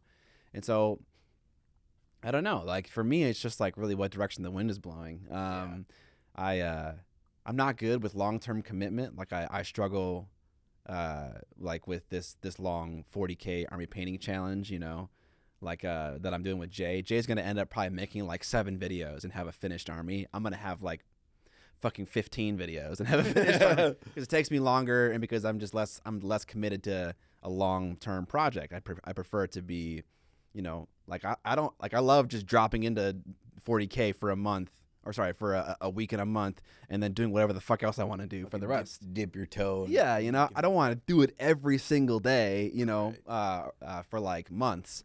But I like that variety. And so, you know, I don't know. I don't know what it is that I would really focus on to really be like super enthusiastic about painting minis. It really does depend on what I have going on in that moment. And I don't know how to feel about that. I think something with your current 40K conundrum is that you set a certain quality expectation for yourself. Maybe, yeah. And but I like that, you know. Yes. I want them to look good, you know. Yes. People comment on my videos of my Dark Eldar, and like they're like, Scott, I think you need to like paint more like Jay. And it's like, I don't want to, you know. Right. I totally respect Jay and like his fucking grind and his energy and like his just ability to crank shit out. Like he's a hobby force, 100%. But that is not how I want to approach the hobby. Yeah, he moves fast, and and he is a good painter. I've seen him paint stuff really well, but he's also really good at saying, I don't need this to be my 90%. Yeah. If he's going to crank out that Dark Eldar army, he's going to probably paint it from the stuff that I've seen him paint. It's probably 40% of his capabilities as a painter, and they still look good, and he's just moving. He's moving and moving. And I'm with you. I'm not at that point right now. Yeah. I don't have any desire to do that many models to that capacity. Like if I want to do a video where I'm like you're saying, solving a puzzle, I'm going to challenge myself when speed is one of the factors that I'm pulling in myself. I'm choosing to pull in speed. It's not always speed. Yes. But then I can choose to do that. I can paint a unit. I can paint a kill team. I can do whatever. I can paint a single model. I can paint the same model 4 times with different variables in there. I can do that. And then I can put it over there and get the fuck out, not paint another 1,800 points worth of it. Like, that's too much, man. Yeah. It's too much. And that's kind of where I got to with, like, my Skaven army, too. Like, I basically got I have, like, 1,000 points painted. I have almost the entire, what do they call it? Vanguard, or there's a different term. Spearhead painted. And I had set the bar of my painting expectation on that so high, obviously far higher than Vince did. And and I was just kind of like, I'm happy with this. I look at those in the case, and I'm really proud. That's the most proud I am of anything that I've painted in terms of, like, I know it's not a full army, but with an army in mind, and it's a sizable force. It's the most proud I am, and I'm glad of it. And at some point I will return to it. but I'm okay with not feeling the pressure of like I just was like it's ran its course in the videos too. Right. You know, Yeah. it's like- and you'll come back to it maybe in like 4 months or 6 months or something like that. Or I won't, and I'm fine with that too. Or that. Yeah. It doesn't need to be a thing that you have to pressure yourself for. Right. So yeah. So so you talked about stuff for games. Are you excited for? I know for a while you were into the smaller skirmish games, the Star Wars, even you dipped your toes into Kill Team. You played some other ones like that. Played Marvel, those kinds of things, and that's a more obtainable, smaller group of models required to be painted. Yeah. Is that still catch your eye? Are you still interested in that somewhat? Absolutely. Yeah. I've already played Shatterpoint this year. A couple games of that. I'm still definitely enjoying that. Definitely enjoying the ideas of or game design and talking about that and exploring that. I like I don't know. I don't know if I want to like one thing that a little bit off topic from what we're discussing right now, but one thing regarding my hobby goals is I want to work on a thing that's physically large. So a lot of people have had a lot of long-term series in their channels of doing mostly stuff regarding a Warlord Titan. But, like, I don't like those giant fucking robots. They look like the shitty models from War Machine. It's just like, they look hulking, they look awkward, they look dumb. So I don't want to do a Warlord Titan, but I have thought of an idea for a massive, physically large, multi-part diorama. Not diorama, that's not the right word for it. It's a model. Thunderhawk? It's not a Thunderhawk, no. But That would be a cool one though. But for sure, yeah. But I think something along those lines, a large single model that can be a multi-part video that's just big. I just described how I'm not good with long-term commitments, and now I'm talking about this. I guess that gonna work out. I want it to. I think it's a really cool idea. It aligns with some of my other interests, like outside of miniature painting, like not like thematically, but like hobby-wise, and it's still very cool and very much so related to the spirit of my YouTube channel. And I don't want to get specific with it because I don't want to like commit yourself. I am committed, but I just don't want to feel like I'm progressing by talking about it. Oh, right, yeah. You know, so I want to get into it, and then I want to talk about it. Talking about the thing instead of doing the thing. Right? Yeah, I feel like I do that, or at least a while ago, like maybe like 2 years ago, I did that way too much. And now like these last couple of years, I've really just kind of been like, I have a good idea. I wrote it down and it's there for me to do whenever I got the time to do it and whenever I have the energy and like the interest. But until I actually start doing it, I don't want to like just talk about all my ideas, Yeah. It just doesn't seem like You need to act. You got it. Exactly. Yeah. Yeah, it's the same thing as like watching a whole bunch of YouTube videos instead of painting. Right. It's like there is value and there's there's wisdom that you can gain and it can help you as you go, but if you're not actually acting on it, it's not the same thing. I do think that the kind of project you're describing actually works well for your strengths because it is going to be problem solving, and here's how it's going to be different than like the Dark Eldar Army. The Dark Eldar Army is you do a thing and then you repeat the same thing on a different model. Right. This is like there's going to be like X number of big pillars, right? There's going to be 3 to 5 big pillars, but each of those pillars is separate.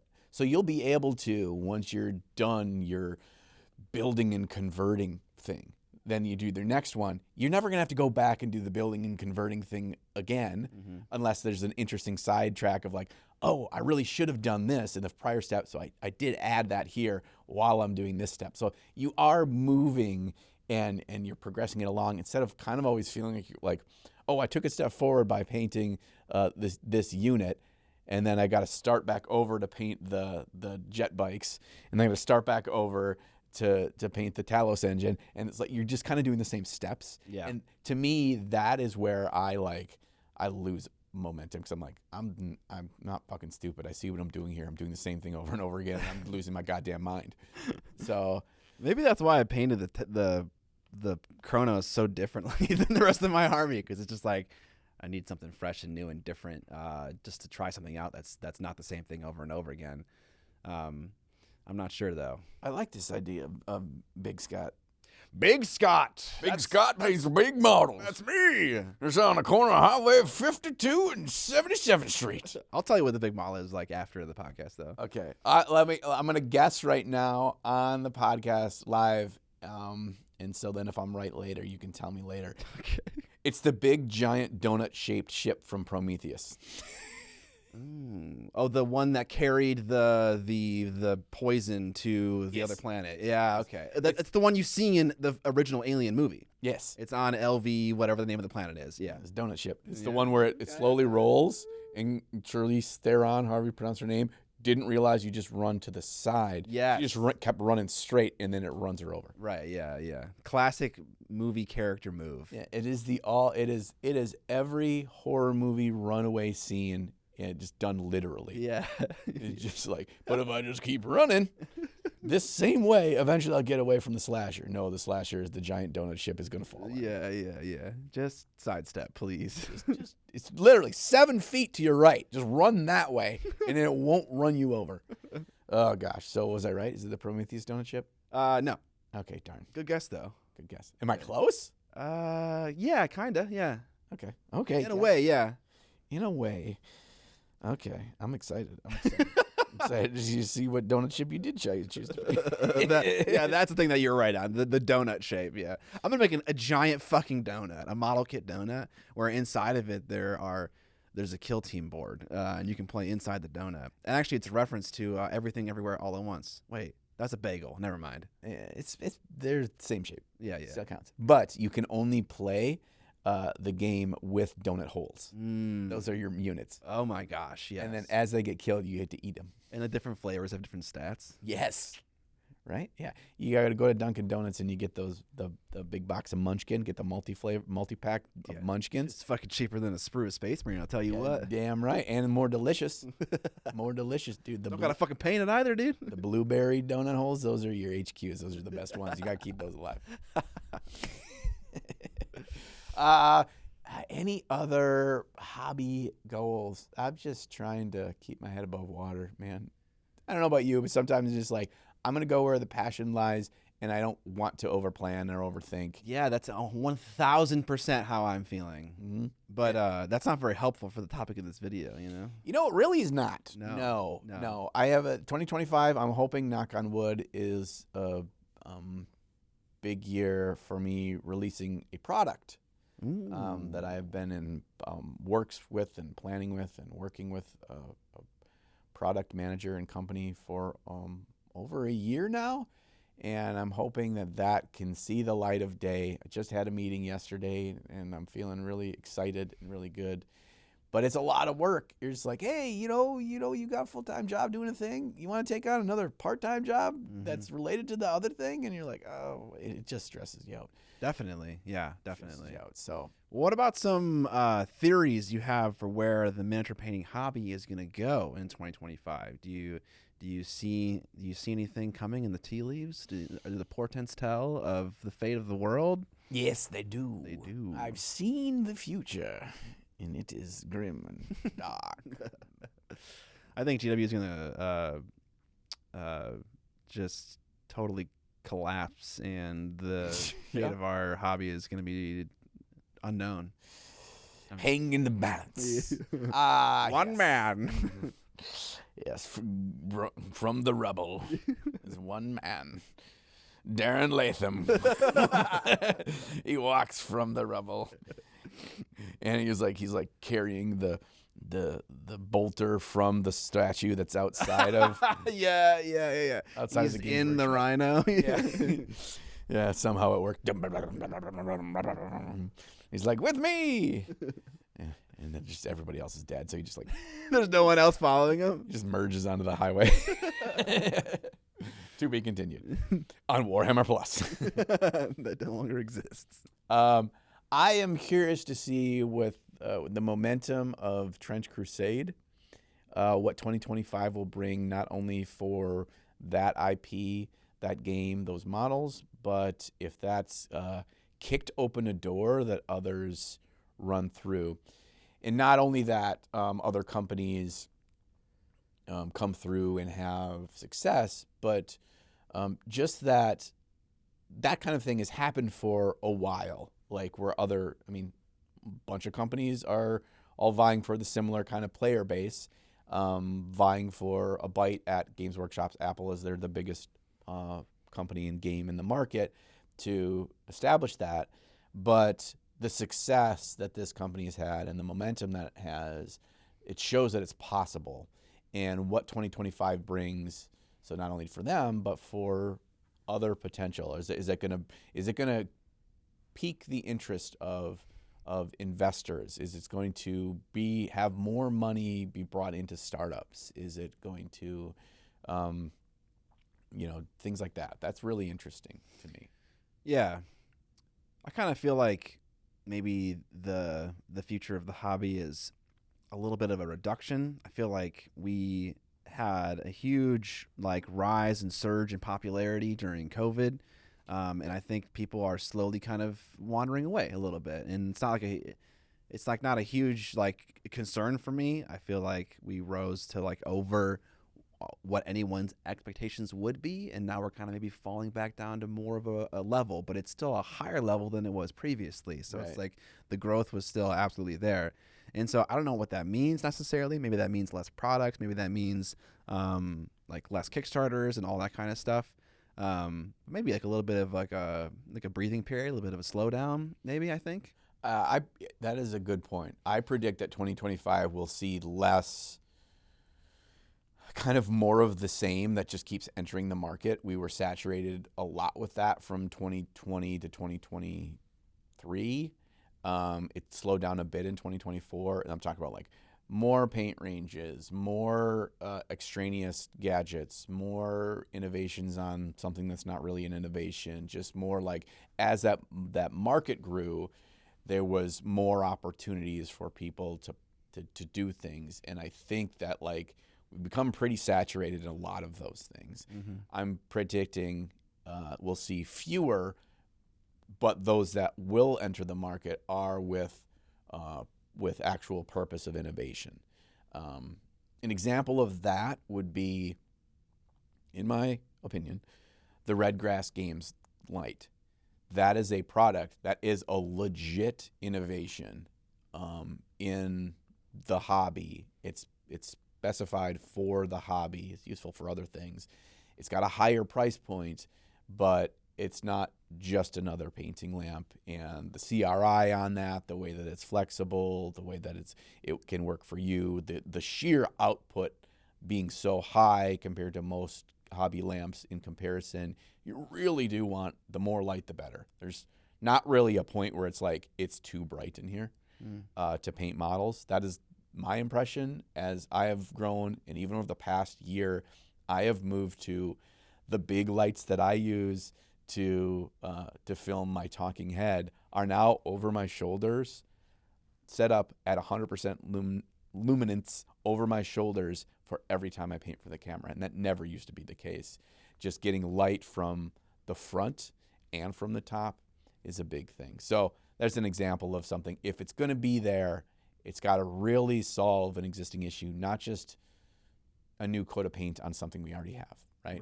Right. We don't need 6 more companies coming up with wet palettes. They're all the fucking same, right? Unless it's one wet palette that really does improve, fix things, totally goes about it in a totally different way, something like that, right? Yeah, truer innovation. Yes. You made a comment about your lights and how you never do something in a certain way. Was it that you never have them at max brightness, or you never have them at a more of a front angle? I only used to paint with that big overhead light. Okay. And now I paint with those big lights basically directly over my shoulders. Mm-hmm. The downside with that is even in the dead of winter, it's 10 below out right now. I can't paint with a sweatshirt on. I get too hot because those big fucking lights are warm, and my wet palette dries out like a motherfucker. So it's I've had to adapt in how I paint based on more light being in there. Also, so I'm too lazy because I already have those set up and they're easy to just move over for me to paint with, because I have the 1x2s, two 1x2s of those fancy expensive lights that I spent $1,800 or some dumb amount of money on that are just sitting in my, because I need those to go from the ceiling, and I have not set those up. That would be a better long-term solution. Wait, you have just Intellitek lights that are just sitting around not being used? Yes. What? So, what the fuck do you use for your main light again? Like the big diffused COB LED? It's like a big cannon kind of thing? So my one above my painting area is the big 2x2 Intellitek. Okay. What I've added is like the ones you have over there, that Yeah. giant one, but Yeah, there's yeah. smaller ones of that. Yeah. Okay. I have 2 of those. Right. Okay. So yeah, so those are over my shoulder, but I would like to have those 1x2 Intellitek's. I want them to come to be able to attach to the ceiling and adjust from the ceiling. But where I'm at, I have a soffit in my ceiling there above my painting area that drops down like a foot. So there's no place for me to adhere them to the ceiling, or I could like still walk freely in the area. Well, could you use the bar that's currently there, but like have like an arm that kind of like angles out and then shines down behind you? It's like you're sitting here, you have an arm that comes out at an angle from your bar and has a light behind you. Yeah, that's probably a smart idea. Is that a thing you can do? There's an issue with my support beams too, because I need to anchor in. Because I actually have more of the pipes to do all the scaffolding above. Because I want to run off of that and make a U-shaped. Okay. So I have 2 coming off each side, and then have them go down from that. But there's no good spot in terms of to anchor them into the ceiling. Okay. There is, and I'm lazy, but I'm just making excuses. Okay. 2025, John, put in your goddamn lights. That's my thing. Yeah. I think that's my thought. That's your thought? Okay. I think ultimately the goal for me is to figure out what I like truly love about mini painting and just and figure out if I can do it consistently forever. Forever. Yeah. You know, I don't know if that exists. I don't know if I have like one thing or like I don't know what that looks like. I don't think you need to find one thing, because then that well eventually runs dry. I think the approach of like just like what excites you now, and finding a way to turn that into engaging things that if you're going to use it for videos to do that, but it's like don't feel like you have to do a thing because you feel like that's what you should be doing. Right. Ultimately, that's a thing I'm definitely avoiding entirely. I never want to feel like I have to be doing something in a certain way.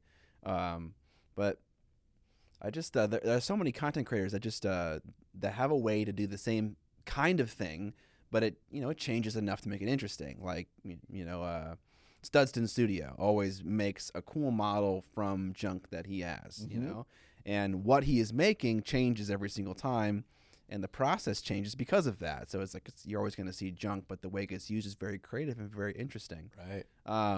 There's a bloodline. Yeah, that runs through everything. So I want to find that. Each one's unique. I want to find that bloodline. Whatever that may be. It seems silly to say that I needed to discover this after doing this for over 9 years, literally over 9 years. But hey, we need to get shit together, Scott. Yeah, no, fuck, dude, fucking, I need to get my shit together. Yeah. Well, I think that you have a level of pushback in you that you've shown that you are capable of finding what you want to do and then not do what others want you to do. As an example, we all hound you all the time to paint for competition, and you just say no. So I know you can say no, and you can find what you don't want oftentimes. Yeah. That's sometimes. Or maybe I don't. That's the other thing about human nature that I'm also discovering is that people will say they don't like a thing for a very long time.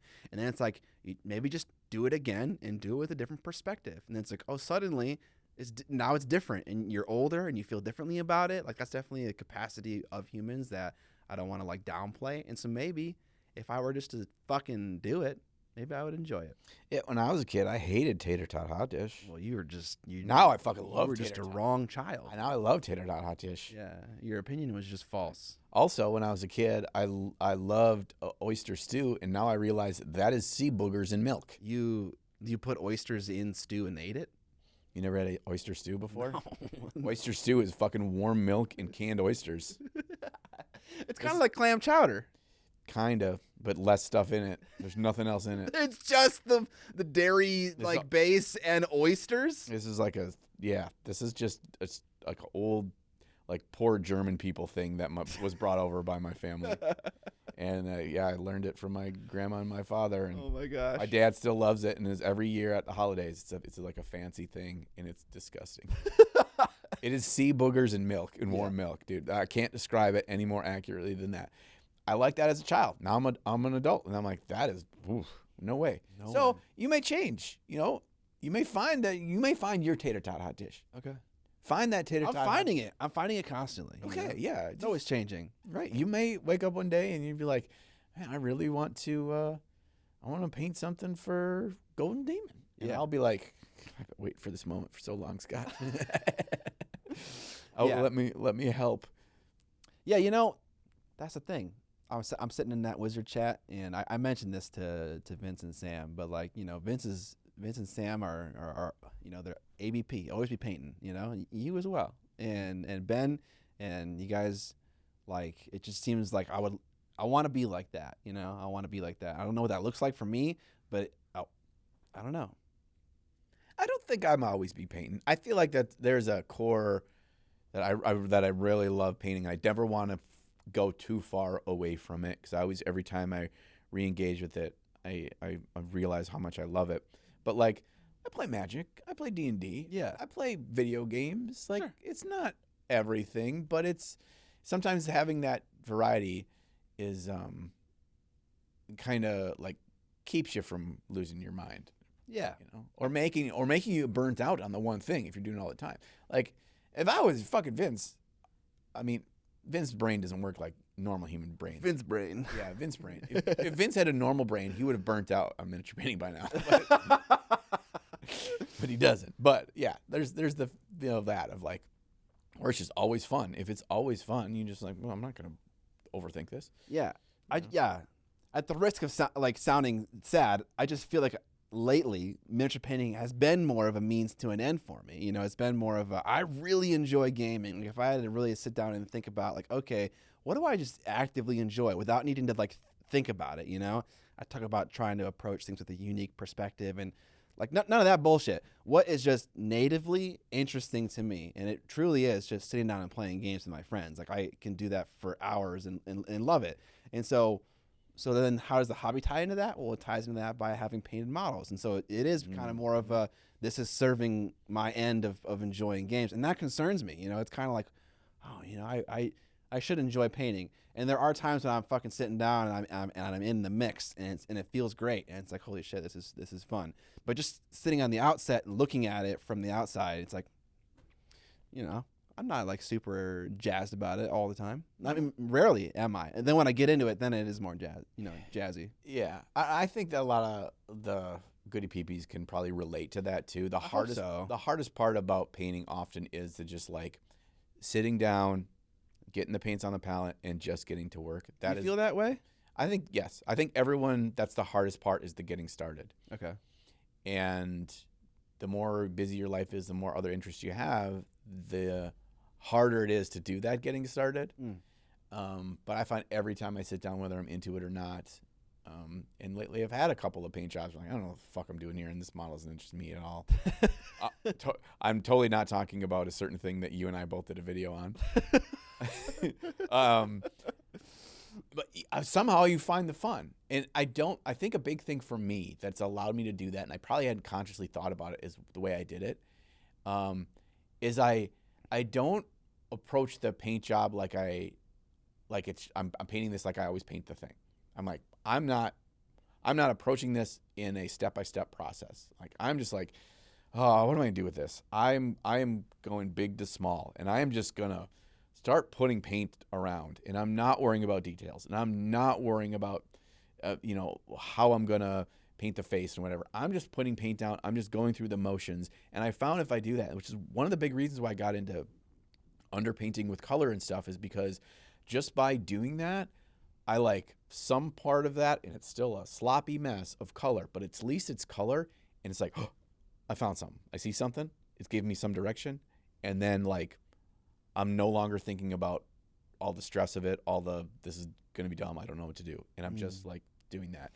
And I find the more I've gotten away from painting like a Games Workshop approach of like, now we paint all of his pants, and now we highlight up the pants, and you do that same steps over and over and over again. Like, that is fucking daunting and boring, and I don't want to paint like that. And it's actually a really interesting way to think about it. It's like, if you actively don't enjoy the process of painting, you need to employ a literal different approach to it. And so trying out a bunch of wildly different ideas about painting just for you to discover like how you would enjoy the process is like a good step forward for me. And so that actually is pretty encouraging. And I immediately already have some ideas for videos that would like help me to figure out an approach, you know? Yeah. And the cool thing is one, your skills will always be there, and they will be at the hand when you need them. Yep. And you didn't need to go through the same steps for those to still be applicable. What you've learned, every mini you've painted, every goody PP out there, that stuff will be there, and you don't have to overthink it. It's gonna show up when you need it. So that's great. But you never know what you're going to learn as you go, and what you're going to pull away from that miniature experiment. If you look at it as an experiment and don't put the pressure of final product on it, and just weird starting place. I always try to do it at the start, because when you do it at the start, then you have the rest of the road to figure out where it takes you. You know, if you try to I'm going to try to do this at the end. Well, no, because now you just already did 80% of the work the way you did before, and you were fucking miserable. Don't do that. Do it at the beginning, right? And then let the fun unveil itself at the beginning, and that will dictate. And it has bigger impact in what the final model looks like, because everything's influenced on this weird thing. It's like I brought up my airbrush at the very beginning. I primed this entire model yellow, and then I shot it with purple on this side, and then I painted her face green. Okay, what?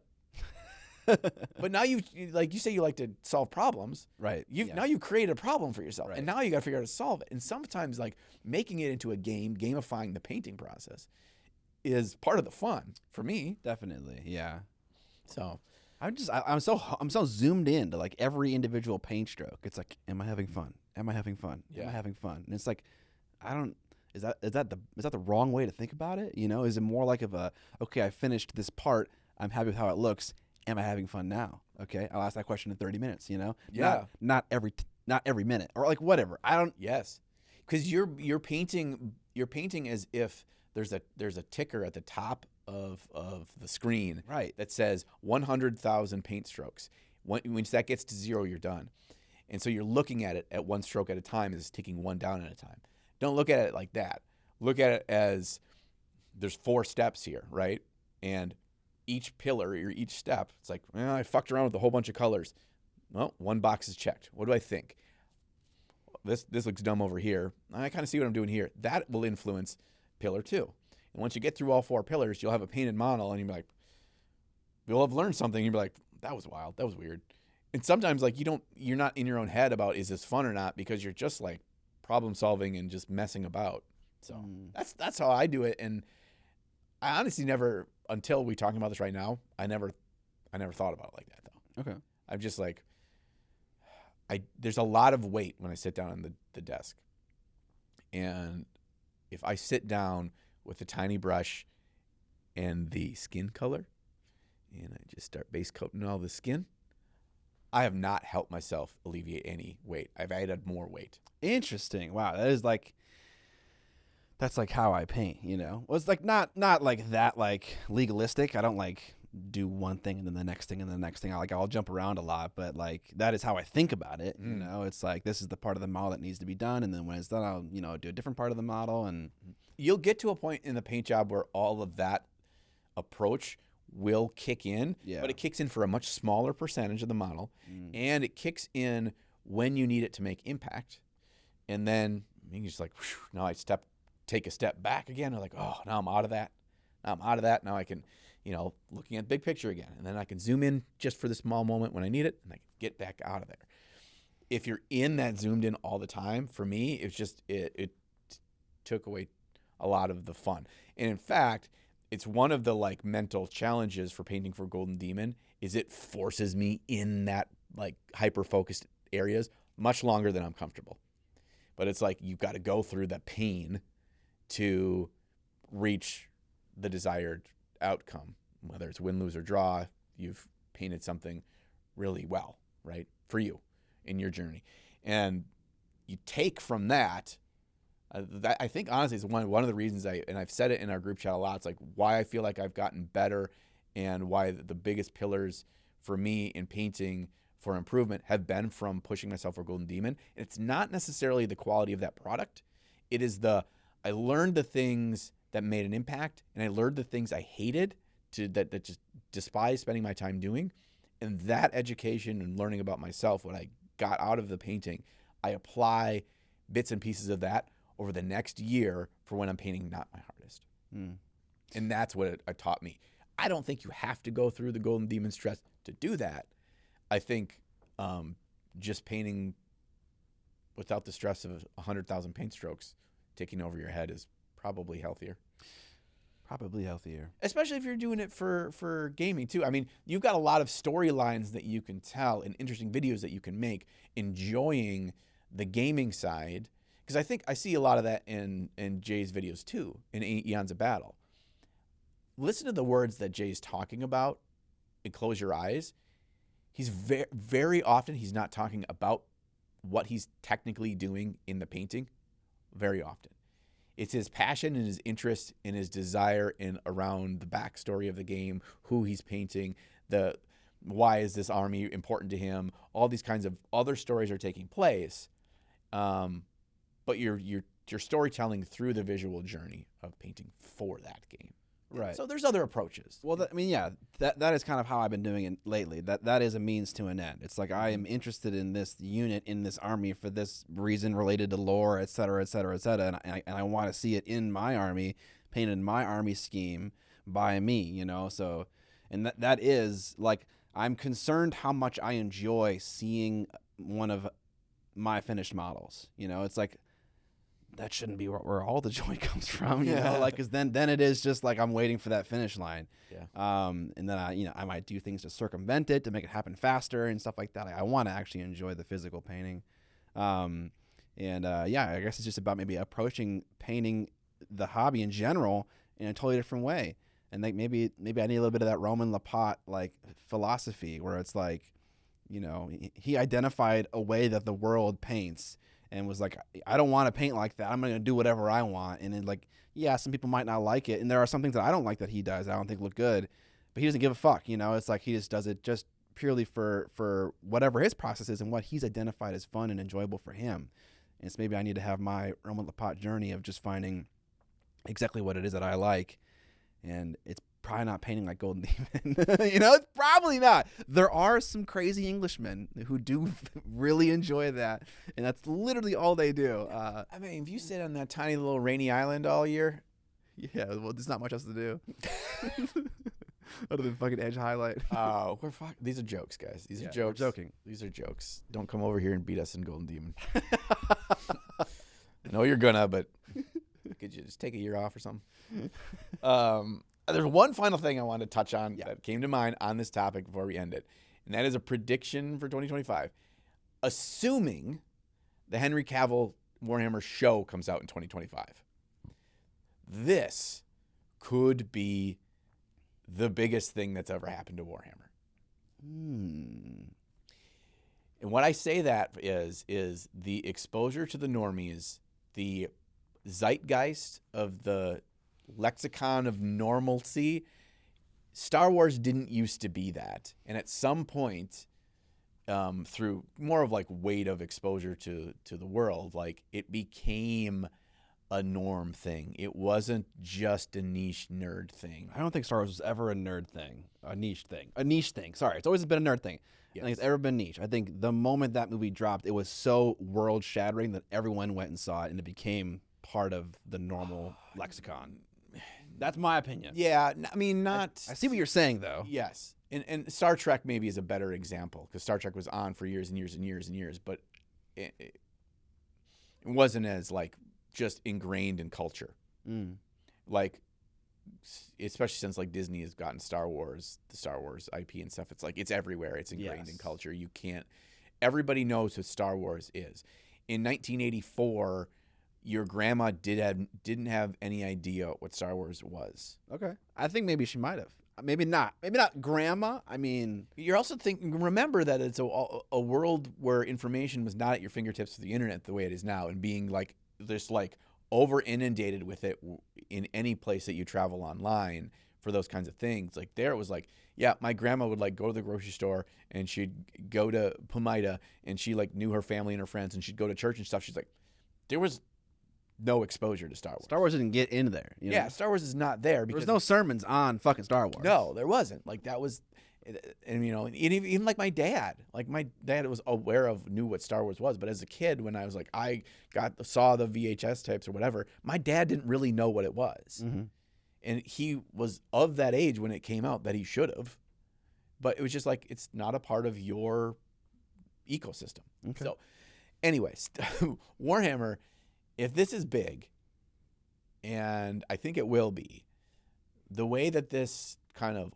like peels back the curtain to the normie culture of what is Warhammer, and it's tied to this game, and look at these little figures and all this stuff. Like, it could get bigger, Definitely, and have a ripple effect over the hobby, over the hobby YouTube, over other games, over all these other things associated with it, that could be big.